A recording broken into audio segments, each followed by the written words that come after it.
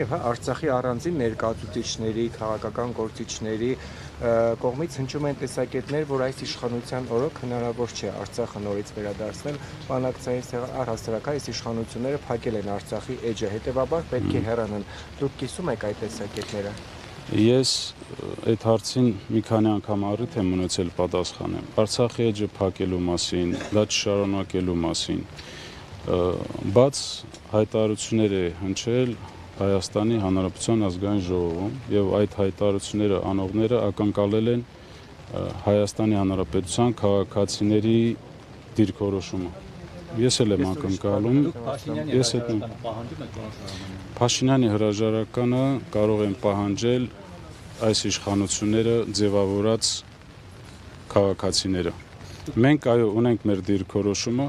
որը այս պահին ես ճիշտ չեմ գտնում ասել։ Ինչն է կաշկանդում։ Մեջ կաշկանդված չեմ։ Հայաստանի անձնագիր ունեցող եւ այս պահին Հայաստանում բնակվող քաղաքացի եք եւ լիարժեք իրավունք ունեք։ Բայց որպես Արցախի պաշտոնյա ես այս պահին կորեկտ չեմ համարում պատասխանել։ Փողոցային պայքար բացառում եք, որ կսկսեք։ Ինչի համար։ Իշխանափոխության։ Ես ասեցի, իշխանափոխությունը կարող են պահանջել իշխանությունները ձևավորած քաղաքացիները։ Կա միջազգային որևէ կառույց, պարոն Շահրամանյան, որոնց հետ անձամբ աշխատում եք թեկուզ գերիների մասով, եթե դա բարձրաձայնել է։ Նպատակարարված չի դրա մասին խոսել որոշ հանգամանքներից ելնելով։ Ես ներողություն եմ խնդրում։ Եվ այնուամենայնիվ ռազմագերիների մասով ինչ որ աշխատանքներ տարվում են, ինչ տեղեկություններ ունեք այդ թվում եւ այդ շինծուկ իրական գործերի ցուցմունքների կորզման որքան վտանգավոր դրանք կարող են լինել եւ ընդհանրապես նրանց ճակատագիրը ինչ է սպասվում։ Այո, այդ դատավարությունը շինծու է եւ մենք համարում ենք, որ որևէ իրավական հիմքեր դրանց իրականացնելու համար չկան,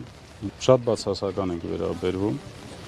եւ այո, կան վտանգներ, որ այնտեղ գործվող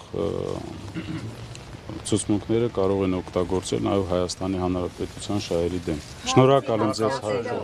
Շնորհակալություն ժողովուրդ։